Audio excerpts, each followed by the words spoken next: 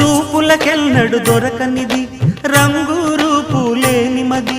రెప్పలు తెరవని కన్నులకు స్వప్నాలెన్నో చూపినది వెచ్చని చెలిమిని పొందినది వెన్నెల కళగల నిండుమది కాటుక చీకటి రాత్రికి బాటను చూపే నేస్తమది చేతికి ఆదని జాబిలిలా కాంతులు పంచే మణిదీపం కొమ్మల చాటున కోయిలలా కాలం నిలిపే అనురాగం అడగని వరములు కురిపించి